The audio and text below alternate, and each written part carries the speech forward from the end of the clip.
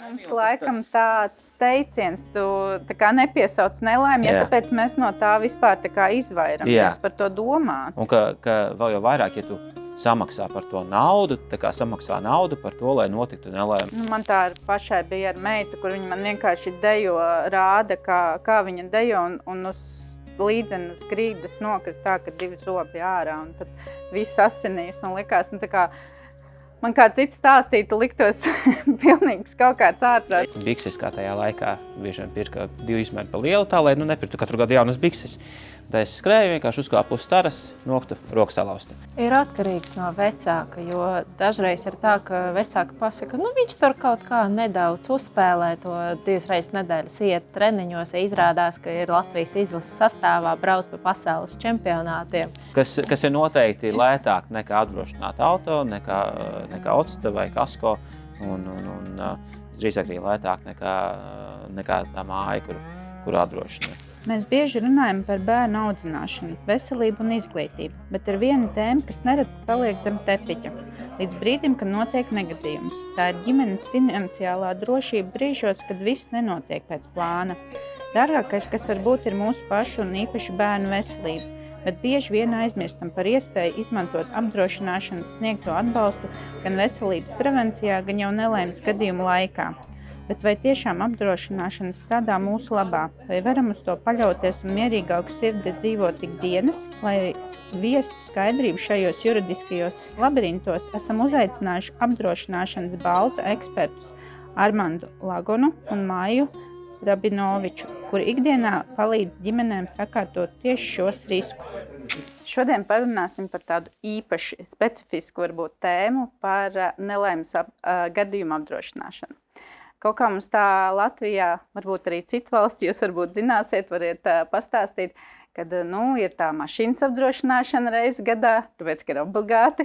Tad ļoti bieži ir veselības apdrošināšana, parasti tas ir darba vietās. Un tad mēs kaut kā tā aizmirstam varbūt par tādu atsevišķu tēmu, kā nelaimes gadījuma apdrošināšana. Varbūt tā pavisam īsi tas, kas tad tur ir tik specifisks, varbūt atšķirībā no veselības apdrošināšanas? Jā, principā galvenā atšķirība, ka veselības apdrošināšana, ja tev apmaksātos medicīnas pakalpojumus, ka tie ir nepieciešami, bet visi jāls, jo nelaimes gadījuma apdrošināšanas pamatā ir tieši nelaimes gadījums. Pārsvarā tās jau ir traumas. Un tikai tajā sakarā mēs arī apmaksājam. Tas neizvieto veselības apdrošināšanu, tas principā tikai papildina. Tā kā pašā pamatā ir, ka kāda trauma parasti notiek. Principā viņi varētu iet roku rokā ar to veselības apdrošināšanu. Jā, bet tā kā jau minēju, veselības apdrošināšana parasti nāk no darba devējiem. Nelaimes gadījuma apdrošināšana jau ir pieejama visiem, arī gan bērniem, gan arī pieaugušiem. Turklāt arī nelaimes gadījumiem ir tas, kas nav veselības apdrošināšanā, kas ir šī morālā kompensācija. Tas ir kompensācija tīri par traumas faktu. Ja veselības apdrošināšana tā kompensē izdevumus medicīniskos, tad nelaimes gadījumiem ir arī gan šī medicīnas izdevuma komponente, kas pēc traumas, bet ir arī tas pats fakts, ja ir notikusi trauma, tad atkarībā no tā, cik smaga trauma, tad arī pienāks arī kāda morālā kompensācija, sāpju nauda. Un tad jau bišķi pieminēja, ka te var būt pieaugušiem gan arī bērniem. Tad no kāda vecuma bērniem šīs nelaimes apdrošināšana varētu sākt izskatīt? No piedzimšanas mums īstenībā šobrīd sākusies programma, kuras mēs tieši bērnus drošinam jaundzimušos, un visi var pieteikties līdz bērna 3 mēnešu vecumam uz bezmaksas nelaimes gadījuma apdrošināšanu. Un tad, principā, bez maksas, bet tā teikt, pilna pakete tur pieejama? Tur ir iekļauts traumas risks, kas ir principā tas pamata risks, kas arī visbiežāk gadās uz 3000 eiro apdrošinājumu summu. Vienīgais droši vien uzreiz ir jāpaskaidro, jo bieži vien cilvēki jauc, kas ir tā apdrošinājuma summa, un uzskata, ka, ja ir kaut kas noticis, tad uzreiz būs izmaksa pilna 3000. Bet īstenībā tur ir tāds bišķiņ komplicētāks aprēķins, un mums ir tādas gatavas traumu tabulas, kur ir rakstīts, ka tāda trauma būs izmaksa 5%, smagāka trauma būs 10%. Un katrai traumai pretī ir tas izmaksu procents. Un sanāk, principā, ja apdrošinājuma summa uz traumām ir tie 10,000 un izmaksas procents ir 5, tad, principā, pretī cilvēks dabūs tos 500 eiro. Tā kā tur ir bišķiņ jāapreķina to visu. Tas droši vien, ka arī ir tāds moments būtiskais, varbūt arī, kas kaut kur arī atver, kad ieraugt to piedāvājumu, pēkšņi ir tabula ar 100 rindiņām, un visur ir procenti, un kā tad tagad norantēties, un kā saprast, un kas man būs, kas man nebūs, un netur laiks tam visam iet cauri, un visu tā medicīniskā terminoloģija, ko tas tagad nozīmē dubultais tur kaulu lūzums vai tur spirāla veida lūzums, un tad tur, un es pieņemu, ka tas, kas arī atver, bet man liekas tāds rule of thumb šeit ir, jo vieglāka trauma, nezinu, varbūt tas ir, kur pamežģīta potīte vienkārši bez tur plīsmiem vēl kaut kā, bet kuru ir langitē jāieliek, vai arī, es nezinu, tur kaut kāds kritiens bijis ar riteni braucot un noktis un sānu noprāst tā riktīgi, kaut kas mazās traumiņas, tad tur ir arī vismazākā tā morāla kompensācija. Jo lielāka trauma paliek, jo lielāka kompensācija. Es nezinu, varbūt te darētu arī kaut tāds piemērs, ja mēs paņemam, vai ne? Pieņems tas, ko arī Māja minēja, būtu apdrošinājuma summa tie 10,000. Tas ja, teiksim, standartā lielākā daļa izvēles šobrīd 3 vai 6,000, un tas tāds arī pamata pakāsts, tas, ko mēs arī aicinātu izstīt lielākas apdrošinājuma summas, ko arī atsevišķos gadījumos ņem, un mēs arī teiktu gan bērniem, gan pieaugušiem, ka būtu jāstāsta traumām sākot no tiem 10,000. Ko nozīmē, ja tie 10,000? Un tad mēs ejam pa tām traumām, tas mazais, tas pamežģītā potīte, kura tur iet langitē. Šajā gadījumā un tās mazās brūcītes un kaut kādi zilumi, uzsitumi tam līdzīgi, tur izmaksa būtu 0,5%, ja 50 eiro. Sanāk no tiem 10,000. Tie procenti ir domāti no tās apdrošināšanas summas, nevis, piemēram, ka man ārsts tagad pasaka. Procentus nevar grozīt, teiksim, kad apdrošinājums nevar pateikt, ok, es gribu ja pirms man būs, lai man 100% maksā. Tur tabula, tā procentu tabula, kas nāk atbilstoši smaguma traumas, tā ir nofiksēta, bet apdrošinājuma summu tu brīvi var izvēlēties pats. Un tad sanāk, ja ir, teiksim, tas pamežģītais, man tā potīte ir tie 50 eiro, pieņemsim, ka kas mums tās tipisks vēl pirksts salausts, tas būtu tās nākamā gradācija, kur jābūt 300 eiro, jeb 3%. Tālāk, ja mēs skatāmies laustā roka, kas arī ir, šobrīd sauc visas traumas, kas man pašam ir bijuši, tad man vieglāk arī norentēties. Tieši tā arī vajag. Laustā roka, savukārt tie jau ir 800 eiro. Ja mēs tālāk skatāmies roka zem elkoņa, ja, teiksim, roka virs elkoņa, tā jau ir lielāka kompensācija. Tas jau ir smagāks lūzums, gan arī imobilizācija grūtāk un arī diskomforts ir lielāks, protams, ka pēc traumas. Un ja mēs paskatāmies tur tālāk, kāja lausta virs ceļa, kas jau ir retāka trauma, smagāka trauma, tie jau būtu 2,000, jeb 20% no tās apdrošinājuma summas izvēlētās. Tā, ka, saku, tā skala ir ļoti plaša, un tu tālāk jau pēc laustās kājas, tur jau aiziet tālāk jau vēl smagākas traumas, kas par laimi notiek reti, bet notiek arī smagākas. Principā tad tā arī sanāk, kaut kas ir noticis, es bez mazai varu vaļāt tagad tabulu, un skatos, kas tad vai vienkārši sazinos ar jums, pastāst, kas tad notikās, un tad jūs arī stāstēt, kas. Tabula nav jāvar vaļā, ir vienkārši jāsaka, ka tāda tabula ir. Un tā varbūt tā problēma arī pie izaicinājums pie atlīdzību pieteikumiem, ka tajā momentā, kad piesaka, tad pēkšņi pārsteigums par to, ka bija kaut kāda tabula, kāpēc man tik mazas summa, tas, ko arī Māja minēja par to, ka ekspektācija bija, es apdrošinājos uz 3,000, es gaidu 3,000, Skaidrs. Bet tu jau pieminēji, tā tad var sākt no zīdaiņu vecuma. Te arī traumas pieminēja lūzumu, kas es pieņemu, kad varbūt zīdainim gluži tā, lai varbūt vecākam tiešām šķiet, kāpēc man zīdainim, varbūt ir pieredzes arī stāsti, kas tieši kādas traumas ir ar zīdaiņiem. Zīdaiņiem parasti, ja mēs runājam līdz 1 gadu vecum bērnam, tas parasti vairāk traumas rodas, kad bērni jau sāk rāpot, mēģina staigāt, tur tās rodas, bet tāpat, diemžēl, var gadīties arī kādas citas traumas. Nezinu, ja uz 1 sekundi tu pagriezies, kamēr tev bērns ir uz galdiņa, kad tu maini viņas apģērbas, tur arī var gadīties kādas traumas. Viņas nenotiek tik bieži, bet, diemžēl, tās notiek, un tas ir parastās ikdienišķās traumas. Vispār es teiktu, ka gandrīz visas traumas, kuras mēs redzam, tas notiek parastajos ikdienišķos apstākļos, un nekas ekstrēms tur tajā brīdī nenotiek. Man tā pašai bija ar meitu, kur viņa man vienkārši dejo, rāda, kā viņa dejo, un uz līdzenas grīdas nokrita tā, ka 2 zobi ārā, un tad viss asinīs, un likās, tā kā man kā cits stāstītu, liktos pilnīgs kaut kāds ārprāts. Dejojot, bet pilnīgi uz grīdas. Viņa vienkārši pagriezās, paslīdēja un man tieši uz sejas un viss. Un tas bija ārprāts. Bet vispār nekādu, var teikt, apdraudējumu apkārt nebija. Bet, kā Maija arī atzīmēja, man liekas, tā arī tā ļoti bieži tā pirmā pārvelšanās, kas tā pirmā tā kustība, tas pirmais solis attīstībā, ko gaida, kad ir vecāks, tā skaita arī mēs, gan ar meitu, gan ar dēlu. Ar abiem tā pirmā pārvelšanās ir bijusi, ir negaidīta, un viņa nāk ne no kurienes, nav jau tā, ka sēdi visu dienu un gaidi, kad būs tas moments. Un labākajā gadījumā tas ir kaut kur uz grīdas esot, un tad jau tur tas viss tā veiksmīgi arī notiek, bet ja tas ir uz kaut dīvāna vai nedodies pārtnamās virsmas, kur augstums vēl lielāks, tur jau var sanākt tā buka krietni sāpīgāk. Bet tad arī traumu šajā listē ir arī, piemēram, smadzeņu satricinājums, vai tur jābūt tiešām fiziskam lūzumam? Ir arī visādi šādi apraksti. Jā, ir gan smadzeņu satricinājums, ir arī kādas brūces, hematomas un tādas mazākas traumas. Bet no tādiem biežākiem es vēl atcerējos, ka bieži vien kādas sīkās traumas notiek tieši spēlējoties ar māsām, ar brāļiem, ar suņiem. Tad, kad aizraujās, tad arī dažreiz kāda sīkumiņa gadās.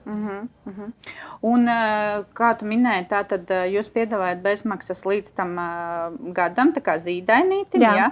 Un tad pēc tam bērniem atkal kaut kas vēl savādāks, jūs kaut kā mainiet tos riskus, vai vienkārši to turpina, kā es varbūt no savu papildināt par to pašu arī zīdaiņu apdrošināšanu. Maita var arī mani palabot. Man liekas, nav tā, ka tas tāds standarts, kas visur ir pieejams, vai ne? Zīdaiņam, ne visi piedāvā, tāpēc mums tas piedāvājums ir diezgan specifisks. Man šeit pavisam jauns, tas ir kaut kas tāds, ko mēs pirms nepilniem 2 mēnešiem palaidām. Tā ideja jau īstenībā bija, man liekas, gadus jau 10. Mums arī, atceros, kolēģi, kas atnāca arī uz Baltajā laikā, arī daudz bērnu māte, un viņa visu laiku loloja tur to ideju, ka viņi gribētu kaut ko tādu uztaisīt. Tas ceļš bija garš, un beigās mēs līdz tam esam aizgājuši, ka ir šī nosīta sociālā kampaņa, kad jau no tās pirmās dienas var apdrošināt, turklāt bez maksas. Brīnišķīgi. Un tādā veidā arī veicināt arī to izpratni un varbūt arī noņemt tur to dogmu nost par bērnu nelaimes gadījumu apdrošināšanu, jo es arī pats pagāju vairāk gadi līdz apdrošināju savus bērnus, jo negribās piesaukt. Negribās piesaukt nelaimi. Mums laikam tāds teiciens, tu tā kā nepiesauc nelaimi, tāpēc mēs no tā vispār tā kā izvairamies par to domāt. Un ka vēl jau vairāk, ja tu samaksā par to naudu, tā kā samaksā naudu par to, lai notiktu nelaime ar bērnu. Liekas, pavisam kaut kāda sveša tā sajūta.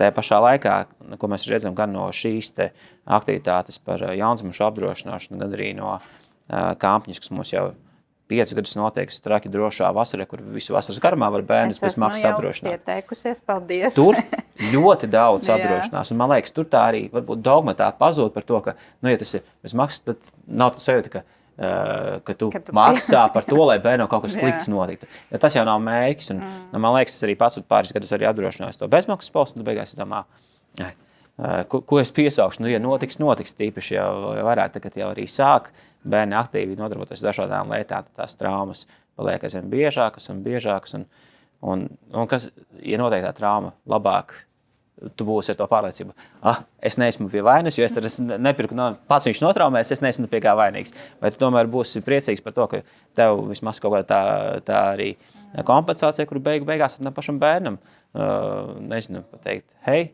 neuztraucies, notika, tas viss ir pārējošs, ko toties pastāst. tev arī naudu par šo nopērst tur jaunas drēbes vai tur, vai lielāku traumu nopērst jaunu riteni vai Xbox vai vēl kaut ko. Un tas jau uzreiz tās asociācijas arī bērnam var būt un to labsajūtu viņiem palielina. Jā, bet tad ir, jums ir iedalīts pa vecuma posmiem arī tālāk, ja? Kā tad tur tas sadalījums ir? Nu, ja mēs runājam konkrēti par šo programmu, kur mēs bezmaksas piedāvājam, tad tur būs iespējams arī klientiem pēc tam atjaunot polises ar plašāku segumu jau par naudiņu, bet tur būs ar atlaidi, lai principā pamazām pieredzinātu klientus, drošināt bērnus no pašas bērnības. Bet principā pat, ja neesot programmā, ir iespējams iegādāties principā jebkādu segumu pēc klienta izvēles. Tur var noformēt kādu standarta paku, ir iespējams nopirkt kādu individuāli izveidota, tur jau principā ir nepieciešams skatīties pēc klienta vajadzībām. Jo, kā jau es minēju, ir tas traumas risks, bet ir arī liels saraksts ar tiem riskiem un jau jāskatās, kas klientam tieši būs interesanti. Bet tā var, es bezmaz izveidoju savu, ja es tagad pasaku, es visu naudu tur lieku uz batuta traumas vai tomēr kaut kādas ir tās paku iespējas.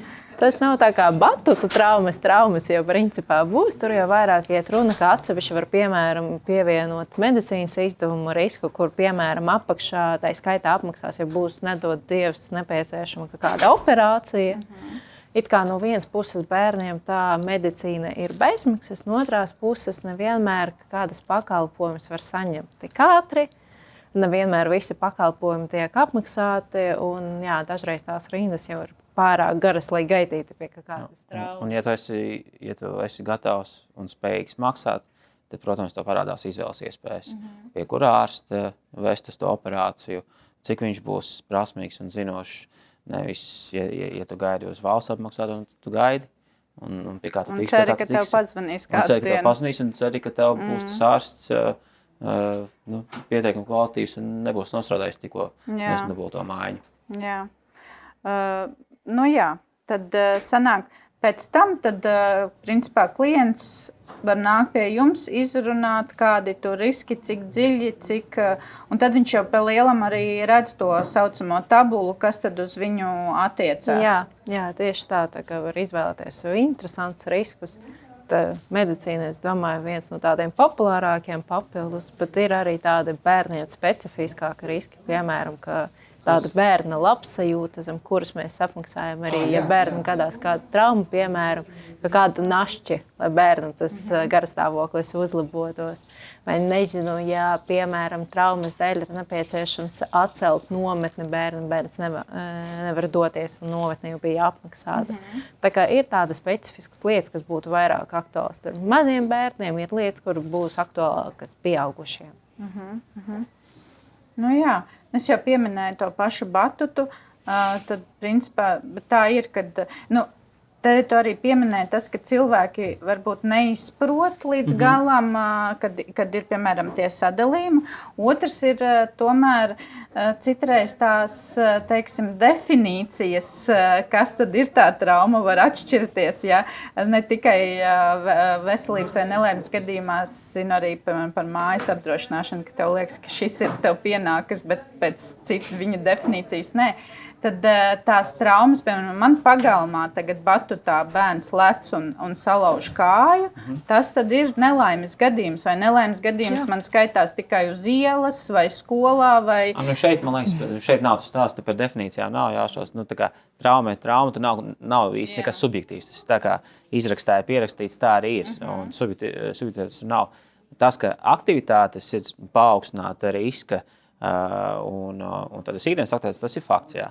Un līdz ar to, ja tas bērns ir aktīvs sportos kaut kādos, uz nometnēm brauc, varbūt nodarbojas ar cīņu sportu, teiksim, man meita ar taismes boksu nodarbojas, tad tas jau ir paaugstināta riska aktivitātes, un tur ir atsevišķa programma, kas ir, protams, ar piemaksu. Jo, skaidrs, ka bērnam, kas īstenībā neiet, viņam arī retāk notiek traumas, līdz ar to viņam arī apdrošināšana maksā mazāk.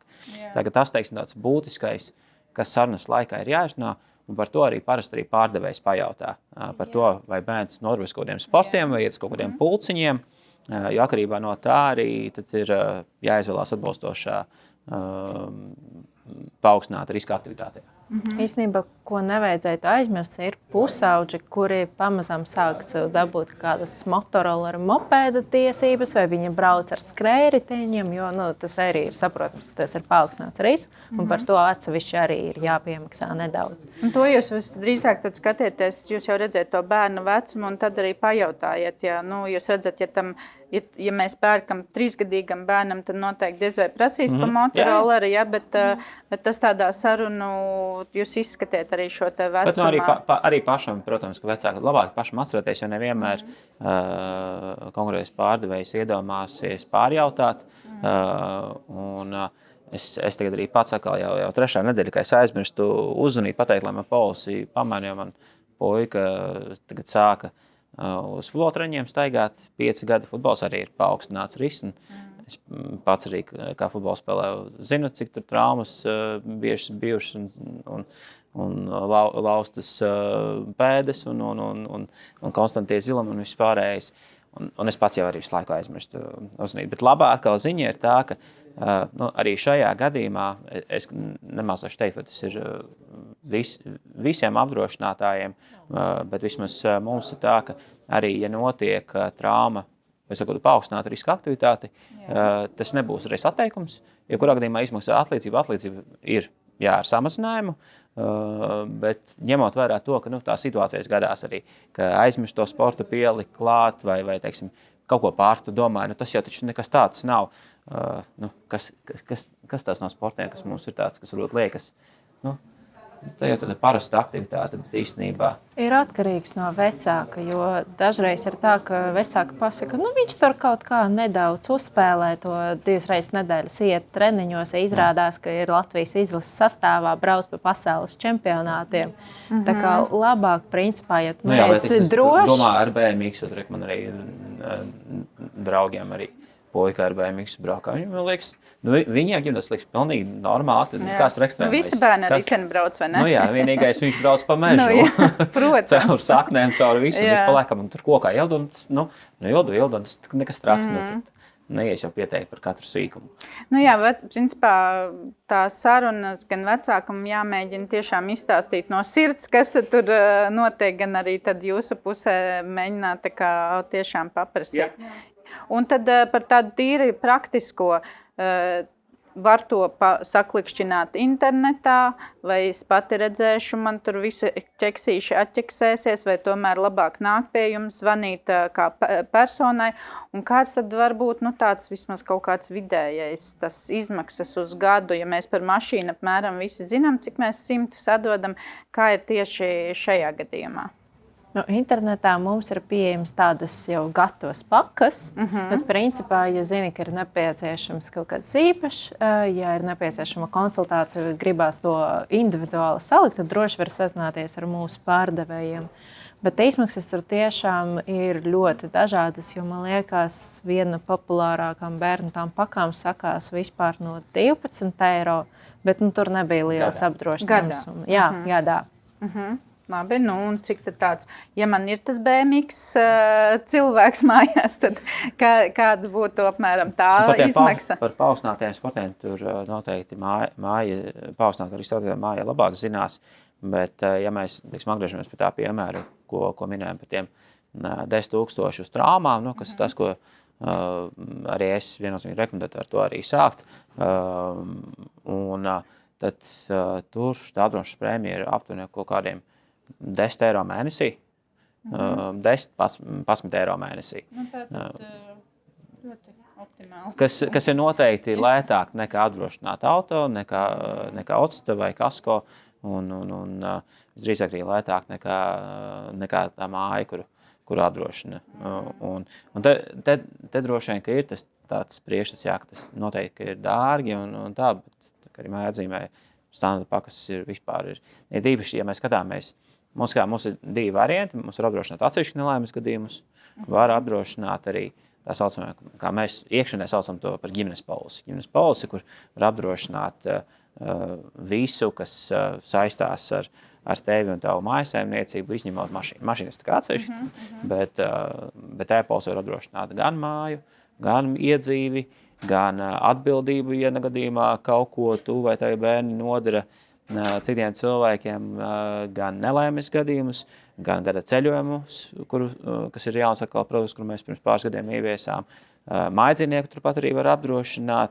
Tā kā pilnā paka, viss, kas saistās ar tevi, un tā kā tur arī var tos paši nelaimes gadījumus pievilkt klāt, un to arī mēs redzam, ka, ja tos liek klāt vienkārši pie tās lielās pakas, tad tur parasti izvēlas tās mazākas summas, lai vienkārši vismaz kaut kas būtu. Jā. Un tie savukārt, kas, jo atkal ir pluss tas, ka jo vairāk tu saliec produktiņus kopā, jo izdevīgāks ir kopējais piedāvājums. Tur kā atlaidītis nāk klāt. Un tie, kas pērk atsevišķi nelaimes gadījumus, tie jau parasti arī pērk tās polises pamatīgākas. Jā. Pārsvarā ir tās pamatīgas polises, kur varbūt, daži pieaugušie arī sev izvēlas kādas lielākas apdrošinājuma summas, ir tīpaši ir kādas kredītsaistības, bet dažas mēs redzam, ka diemžēl joprojām pērk arī uz mazām apdrošinājuma summu tādu ķeksīša pēc, tīpaši, ja nodarbojas ar kādu specifiskāku sportu un tur ir prasības, tad parasti tas ir tāds ķeksīša pēc, un ja notiek gadījums, diemžēl atlīdzības daudz jēgas nebūs. Es pieņemu, ka tur cilvēks tiešām skatās, kad ir tie 3, piemēram, 1000 izmaksājumi un neizprot šo te tabulu, kad viņam liekas, labi, es ķeksīšu pēc tos 10 eiro samaksāšu gadā, bet un tad, ja kaut kas būs, tad tur viņi būtu nav iedziļinājušies. Te jau mēs arī bišķi pieminējām to bērna labūtību, tad vai tas arī ir tas, kas atšķir bērna no pieaugušā apdrošināšanas? Vai vēl kaut kas tur atsevišķi tāds bonusiņš bērnam ir? Bērniem, es teiktu, ka ir viena lieta, kas vecākiem būtu vairāk aktuāla, tā ir tā dienas nauda. Ja vecākam notiek kāda trauma un viņš tās dēļ nevar atgriezties uz darbus un ir nepieciešams palikt uz slimības lapas, tad tas ir tāds bonusiņš. Tā kā principā tā ir kāda atrunātā summa, kura Bet ja saslims bērns? Nē, tas ir saslims pieaugušais. Ja ir apdrošināta... Saslims, bet traumu. Jā. Bet, ja principā ir apdrošināti gan bērns, gan pieaugušais, un bērnam notiek trauma, tad arī var būt izmaksa vecākam, ja bērna traumas dēļ viņam ir nepieciešams ņemt to slimības lapu. Tā sakums arī ir, Jā. Bet tad obligāti jābūt apdrošinātam gan bērnam, gan pieaugušam. Jā. Un tā arī ir, var apdrošināt, nav obligāti tā, ka ir obligāti jāapdrošinās vecākam, lai apdrošinātu bērnu. Bērnu var arī apdrošināt atsevišķi. Bet tas nav arī tāds lielākais novērojums. Man šķiet, ja reiz mēs atceramies, ka mēs tomēr ieliekam tajā bērna veselībā, vai jums nav tādi statistikas dati? Nē, mēs arī redzam no datiem, ka, ja mēs skatāmies kopumā, Latvijā ir katrs 5. ir bērns vecumā līdz 18 gadiem. Tad apdrošināšanā mums ir vairāk kā trešdaļa ir. Un līdz to tas īpa ar bērniem. Tā, to arī mēs esam no datiem, ka apdrošina vairāk, proporcionāli vairāk apdrošina tieši bērnus. Un, tā, ka to var novērot. Iespējams, ka arī vecāki varbūt arī domā, man jau ir tā veselības apdrošināšana, man jau šis man varbūt nav vajadzīgs, jo esmu tur apdrošināts. Bieži vien arī darbdevējs arī nelaimes gadījumus apdrošina, kas arī ļoti svarīgi. Arī Balta visiem darbiniekiem nodrošina nelaimes gadījumu apdrošināšanu. Līdz ar to man arī nav atsevišķas polises nelaimes gadījumiem. Man ir darba devēja polise, savukārt savā māju polise esmu apdrošinājis gan sievu, gan bērnus. Tā, ka tur tās kombinācijas var būt dažādas, bet tas, ka ir lielāks īpatsvars ar bērniem apdrošinātiem, tas ir fakts. Jā, tam pieaugušiem ir cita problēma, tīpaši, kad ir polise no darba devēja, jo parasti zina kā fakts, ka tāda ir, bet kas tur iekšā ir, nezina neviens. Vai tur ir iekļauts sports, ar kuru to nodarbojies pēc darba, to parasti neviens nezina. Varētu būt arī polise, kas spēkā tikai darba laikā, bet kā mēs jau paši sākumā izrunājam, lielākā daļa traumas tomēr notiek ikdienā un mājās apstākļos. Es jau pieņemu, ka arī, kaut vai tev ir bērna tā apdrošana, ja tīpaši tajā momentā, ja tā vēl ir lielāka trauma, ka tu esi satraukts un tu visdrīzāk vienkārši dosi ziņu kā faktu, ka kaut kas ir noticis, un tad gaida noteikti no jums kaut kādu atbildi, cik tad, kas tad tur pienāks. Viņš noteikti arī tajā brīdī neiedziļināsies. Ja skatās no tā procesa, pirmais, kas ir jādara, tā ir vēršanās traumapunktā. Tas ir gan tāpēc, lai fiksētu to faktu, ka ir bijis negadījums, gan arī veikt tās pirmās pārbaudes, lai pārliecinātos, ka nav kaut kas lausts vai nav kaut kas nopietnas. Tālāk, ja tur nekāda lūzuma, nopietnās traumas nav, tad tālāk jau ir novērošana mājās. Ja tur nepāriet, tā pamažītā potīte nepāriet jau tur 2. 3. dienu, un tad parasti būs arī vēršanās jau pie traumatologa, kur tad arī čeku jāpaņem, jo to pēc tam varēs iesniegt. Tālāk parasti būs kaut kāda imobilizācija tās kājas, iespējams, ka būs vajadzīga kaut kāds šis staigājamais zābaks, atkal jau čeku saglabāt, jo arī tas būtu kompensējums zem šī. Tālāk jau ir arī šis pieteikums apdrošinājumam, kur tu varētu saņemt gan tos apmērs par tiem čekiem, plus arī kaut kāda šī kompensācija morālā par atkarībā no apdrošinājuma summas par to pašu traumas faktu. Pēc tam droši vien būs vēl viena konsultācija pie traumatologa, kas saka, jau būtu iesniegt beigās, ja tu tas cipars savācas. Par katru procesu var tad atkal sūtīt. Tieši tā, un tas, nav tā, ka tas viss jāvāc kopā vienā. Divānā ar samežģītu kāju. Tas nebūs pietiekoši, jā.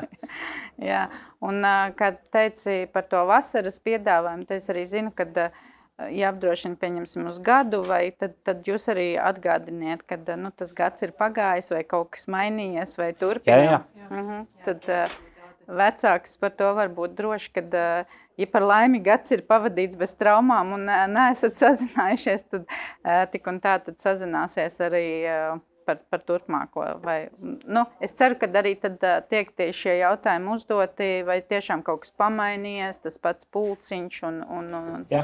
Jā, bet īstenībā ir jāatcerās arī gadu laikā, jo, kā jau Armands minēja, viņam pa vidu bērni sāk nodarboties ar futbolu, tā ka to būtu arī vēlams turēt prātā. Īstenībā šī ir laba doma, es tikai tā iedomājos. Mēs ik pa laikam, dažādos protos cenšamies atrast tos momentus, kas sazināties ar mūsu klientiem, kad varētu būt kaut kas būtisks priekš viņiem.